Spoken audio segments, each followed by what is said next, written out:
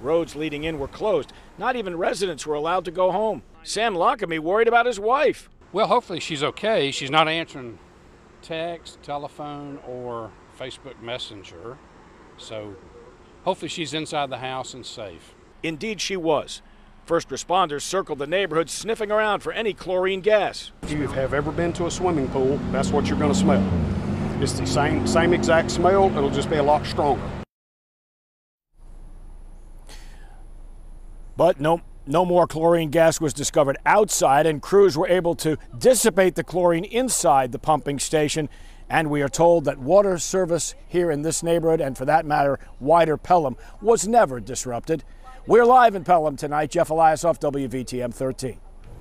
Detectives in Sylacauga have made an arrest after a year-long investigation into a murder case. This man, Carlos Brooks, is accused of killing Melissa McDonald last year at a gas station on Talladega Highway, where she was a store clerk. Police say that they arrested Brooks at a relative's home last night in Alexander City. He's currently being held without bond. Authorities are still trying to figure out what may have led to the shooting. And police are trying to find out if a man was shot overnight at a Birmingham motel. Police were called to the town motel on 3rd Avenue West around 10:30 last night.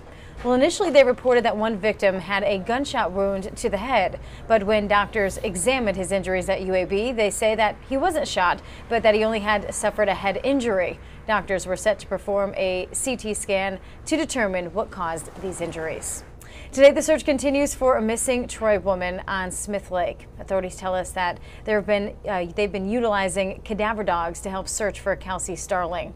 Also, Alexander City's rescue squad brought a 360-degree imaging sonar with them to give them a different look at the area. Tomorrow will mark 1 week since her disappearance. Starling went into the water 4th of July after a boating collision. Jefferson County Sheriff's deputies say that they're having success with a new program that targets high crime areas. Just 2 months ago, the sheriff's neighborhood enforcement team launched a crackdown on some of the most dangerous areas of the county. Back in the month of May, they made 69 felony arrests, and then last month, they made 61 arrests. We've had a lot of reports that come in, tips from citizens. We investigate them. If it turns out to be credible, then we can get search warrants and we can take actions. The citizens have been very happy with our response. The team has also shut down 15 drug houses. Most of the crimes are happening in the western part of Jefferson County, areas like Fairfield, Brighton, and Lipscomb. Deputies say they got a lot of the cases and their responses from tips from you. A former corrections officer has been arrested now, accused of taking money to smuggle contraband into a prison. The Alabama Department of Corrections has charged Willie Micklemore.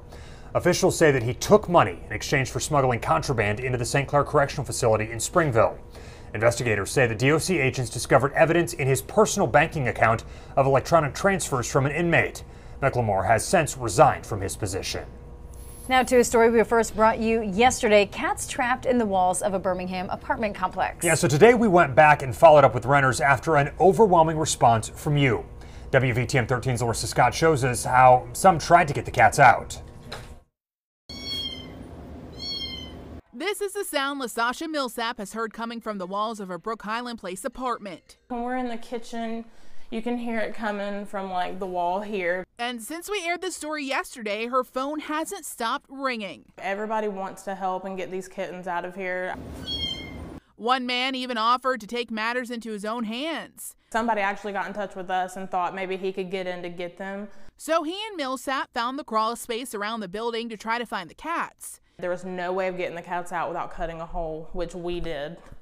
And we didn't see anything in there. It's underneath the bathtub. You can't really see under the bathtub that good. That's where Millsap thinks multiple kittens are trapped. Just underneath the bathtub here is where you can hear them coming from. And we no longer can hear them. And usually just walking around, they hear us and they meow because they want it out. We couldn't get to them. And now we don't hear them. She thinks they've likely died. My main concern is that these kittens weren't able to get saved because nobody would help them. Brook Highland Place says maintenance looked for cats multiple times. The apartment says it also called animal control. According to the complex, maintenance went back last week, put mothballs in the crawl space, removed one cat, and then sealed the crawl space. The guy who came out actually told us that there's like a little airway thing under the bathtub and that they're probably underneath there. Sad she couldn't save them, but now worried about the kittens possibly decomposing in the walls. In Birmingham, Larissa Scott, WVTM 13.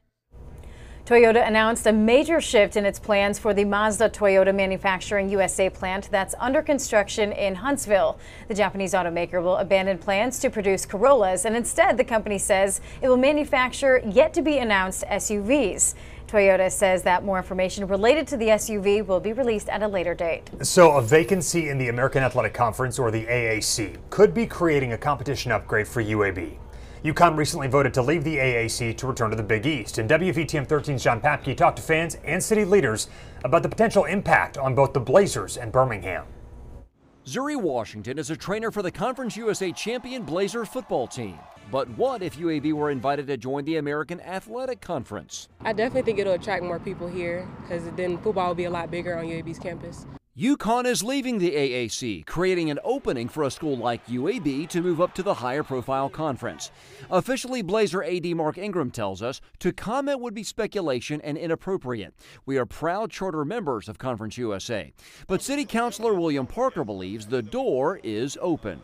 I believe that if the AAC invites UAB to participate and being one of their members, I believe that UAB will accept it. If UAB did jump from Conference USA to the American Athletic Conference, it would not be the first. In fact, of the 12 current members of the AAC, 9 once battled the Blazers in CUSA.